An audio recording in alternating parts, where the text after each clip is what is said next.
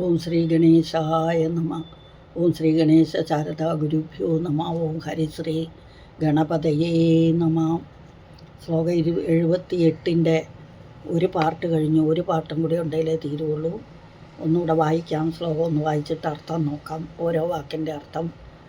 സ്ഥിരോ ഗംഗാവർത്തക സ്തനമുകുളരോമാവലിലതാ കലാവാലം കുണ്ഡം കുസുമശരതേജോഹുതഭുജഃ രതേർലീലാകാരം കിമപി തവ നാഭിർഗിരിസുതേ വിലദ്വാരം സിദ്ധർഗിരിച്ച നയനാനാം വിജയതേ. ഓരോ വാക്കുകളുടെ അർത്ഥം നോക്കാം. സ്ഥിരോ ഗംഗാവർത്തക, ഗംഗയിലെ ആവർത്തം എന്ന് പറഞ്ഞാൽ കുഴി, സ്ഥിരം എന്ന് പറഞ്ഞാൽ സ്ഥിരമായ. അപ്പോൾ ഗംഗാ നദിയിലെ സ്ഥിരമായ ചുഴിയാകുന്നു. സ്തനമുകുള രോമാവലിലതാ കലാവാലം, സ്തനങ്ങളാകുന്ന രണ്ട് മുട്ടുകളോടുകൂടിയ രോമാവലിയാകുന്ന ലതയ്ക്ക് തടമാകുന്നു. കുണ്ഡം കുസുമശര തേജോഹുതഭുജ, കാമദേവൻ്റെ പ്രതാപാഗ്നി. കുസുമശരം, പഞ്ചബാണൻ എന്നൊക്കെ പറയും കാമദേവനെ. അത് കാമദേവൻ്റെ തേജാഗ്നി അല്ലെങ്കിൽ പ്രതാപാഗ്നി അത് വസിക്കുന്ന കുണ്ഡമാകുന്നു, ഗുഹയാകുന്നു. രതേർ ലീലാകാരം, ആകാരം എന്ന് പറഞ്ഞാൽ വീട്. രതീദേവിയുടെ ലീലാഗ്രഹം, കേളീഗ്രഹമാകുന്നു. തവ നാഭിർ ഗിരിസുതേ, ഗിരിസുതേ ഗിരി പർവ്വതം, സുതേ എന്ന് പറഞ്ഞ പുത്രി, പർവ്വതപുത്രി അല്ലയോ പാർവതീദേവി. തവ നാഭിഹി, നിന്തിരുവടിയുടെ നാഭിപ്രദേശം. വിലദ്വാരം സിദ്ധേർ ഗിരിച്ച നയനാനാം, സദാശിവനേത്രങ്ങളുടെ തപസിദ്ധിക്ക് ഗുഹാദ്വാരമാകുന്നു. ത്രിനയനം, അതായത് ഗിരിച്ച നയനം, 3 കണ്ണുകളുണ്ട്. വിലദ്വാരം എന്ന് പറഞ്ഞാൽ ഗുഹ.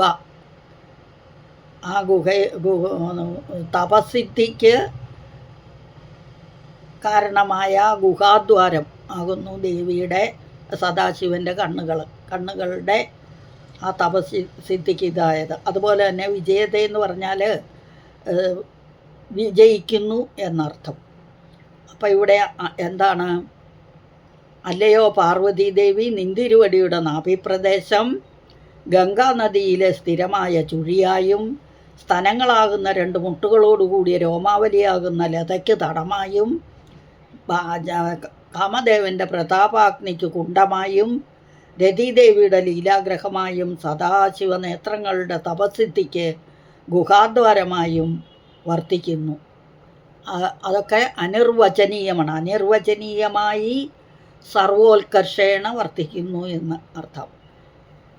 അപ്പോൾ ഒന്നും കൂടി അർത്ഥം വിശദീകരിച്ച് പറയുകയാണെങ്കിൽ, ശ്രീദേവിയുടെ നാഭിപ്രദേശത്തെ മഹാപരിശുദ്ധമായതുകൊണ്ട്, ദേവിയുടെ നാഭി പരിശുദ്ധമായതുകൊണ്ട് ഗംഗാനദിയിലെ ചുഴിയെന്നും, രോമലതയുടെ അധോഭാഗത്ത് രോമമാകുന്ന ആ ലതയുടെ താഴെപ്രദേശത്തുള്ള തടമാണെന്നും, തടം എന്ന് പറഞ്ഞാൽ പ്രദേശം, സ്ഥലം, സ്ഥാനം എന്നൊക്കെ അർത്ഥം.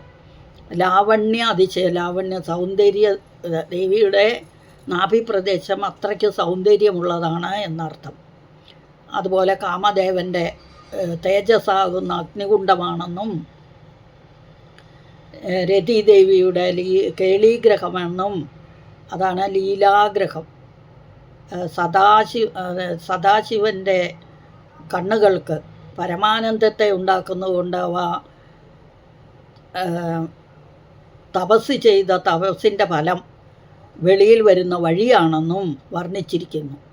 അപ്പോൾ ദേവി നാഭ്യാലവാല രോമാളി ലതാപലകുചത്വയി, അല്ലേ? ലളിതാ സഹസ്രനാമത്തിൽ നമ്മൾ പഠിച്ച ആ പേര് നാഭ്യാലവാല രോമാളി ലതാപലകുചത്വയി, ആ നാമത്തിൻ്റെ അർത്ഥമാണ് ഇവിടെ ഈ ശ്ലോകത്തിൽ. അപ്പോൾ ഒന്നും കൂടെ വായിക്കാം. സ്ഥിരോ ഗംഗാവർത്തക സ്തനമുകുള രോമാവലിലതാ കലാവാലം കുണ്ഡം കുസുമശരതേജോഹുതഭുജഃ രതേർലീലാകാരം കിമപി തവ നാഭിർഗിരിസുതേ വിലദ്വാരം സിദ്ധേർഗിരിച്ച നയനാനാം വിജയതേ. സ്ഥിര എന്ന് പറഞ്ഞാൽ സ്ഥിരമായത്, ഗംഗാവർത്തം, ഗംഗാനദിയിലെ കുഴി അല്ലെങ്കിൽ ആവർത്തം എന്ന് പറഞ്ഞാൽ ചുഴി, സ്തനമുകുള രോമാവലി ലതാകലാവാലം, സ്തനങ്ങൾ രണ്ട് മുട്ടുകളാകുന്ന സ്തനങ്ങൾ, രോമാവലിയുടെ താഴെയുള്ള തടം കുണ്ഠമായിട്ടും ഗുഹയായിട്ടും, കുസുമശര തേജോകുതഭുജം, ആ കാമദേവൻ്റെ തേജസ്സാകുന്ന അഗ്നികുണ്ഡമായിട്ടും, രതീദേവിയുടെ രതേർലീലാകാരം, ആകാരം എന്ന് പറഞ്ഞാൽ വീട്, രതേഹെ രതീദേവി കാമദേവൻ്റെ ഭാര്യയായ രതീദേവിയുടെ കേളിഗ്രഹമായിട്ടും, തവ കിം അഭി, പിന്നെ എന്തെന്നാലെന്ന് നമ്മൾ പറയില്ല, അത് തന്നെയാണ്.